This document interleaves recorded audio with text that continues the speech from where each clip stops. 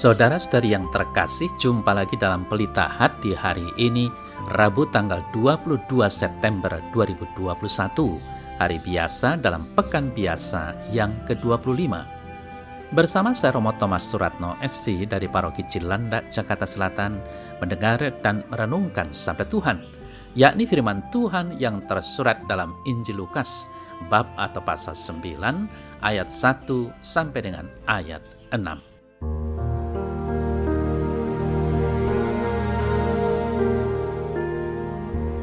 Sekali peristiwa, Yesus memanggil ke-12 muridnya, lalu memberikan tenaga dan kuasa kepada mereka untuk menguasai setan-setan dan untuk menyembuhkan penyakit-penyakit. Dan ia mengutus mereka untuk memberitakan kerajaan Allah dan untuk menyembuhkan orang. Katanya kepada mereka, "Jangan membawa apa-apa dalam perjalanan. Jangan membawa tongkat atau bekal, roti atau uang, atau 2 helai baju. Dan apabila kamu sudah diterima dalam suatu rumah, tinggallah di situ sampai kamu berangkat dari situ. Dan kalau ada orang yang tidak mau menerima kamu, keluarlah dari kota mereka dan kebaskanlah debunya dari kakimu sebagai peringatan terhadap mereka. Lalu pergilah mereka, dan mereka mengelilingi segala desa sambil memberitakan Injil dan menyembuhkan orang sakit di segala tempat."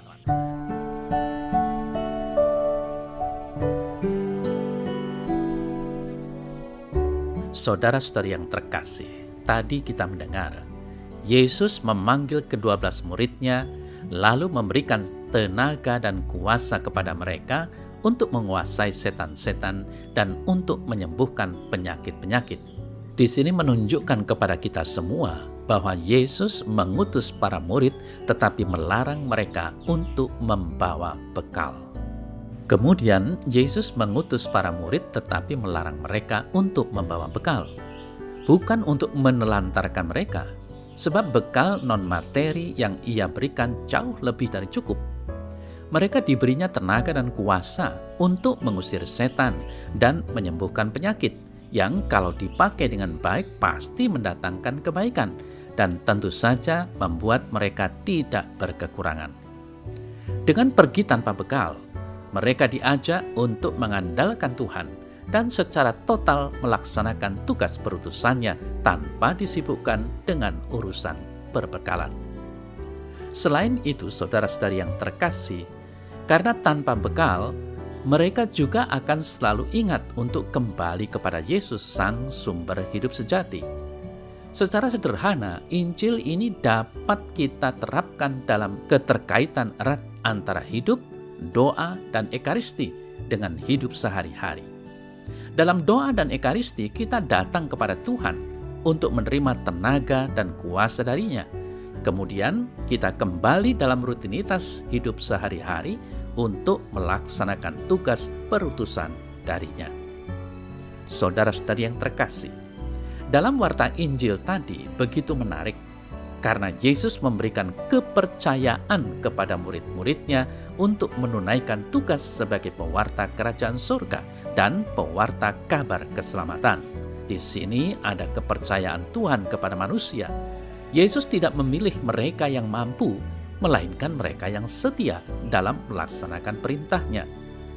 Begitupun dengan kita yang menjadi murid melalui pembaptisan, kita diberi mandat untuk berkolaborasi dengannya dalam membangun kerajaan surga dengan segala kelemahan dan kelebihan.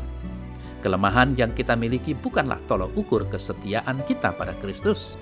Namun di dalam kelemahan, Yesus ingin memperlihatkan kepada dunia keajaiban dan kebesaran kasih-Nya.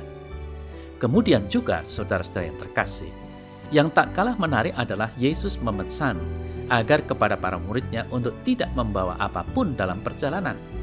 Dia sebenarnya mau mengatakan bahwa dalam melayani sesama, juga dalam mewartakan kerajaan Allah, kita perlu melepaskan atau meninggalkan segala sesuatu yang membuat kita terbelenggu hingga tidak bebas bersaksi, terlebih khusus kepentingan pribadi dan kenikmatan yang ditawarkan dunia.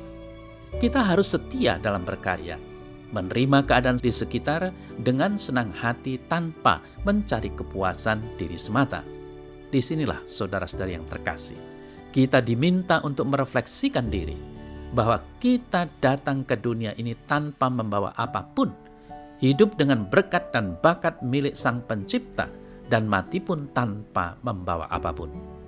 Dengan demikian, menjadi pewarta kabar keselamatan, kita diminta untuk meninggalkan ego, kesombongan, keangkuhan, dan lain-lain. Berendah hatilah, berbelas kasihlah, dan membiarkan Allah berkarya dalam diri kita, agar tutur kata dan perbuatan yang kita ekspresikan membawa hidup bagi sesama. Saudara-saudari yang terkasih, jadilah pewarta dengan kekuatan Kristus. Jangan mewartakan dengan kekuatan sendiri karena akan menyalahgunakan kepercayaan yang diberikan, efeknya mencari kepentingan pribadi yang lahir dari kehausan akan kenikmatan dunia. Mewartakan bersama Kristus adalah berkat yang melimpah. Maka jadilah terang bagi sesama di jalan menuju keselamatan. Inilah misi kita sebagai murid-murid Tuhan. Di waktu yang akan datang, kita berhenti dari pekerjaan-pekerjaan kita dan kembali lagi kepada Tuhan guna menerima tenaga dan kuasa yang baru. Kemudian pergi lagi untuk bekerja. Begitulah seterusnya siklus hidup beriman kita. Kita bekerja dan menjalankan rutinitas hidup sehari-hari dengan bekal, tenaga, dan kuasa dari Tuhan sendiri.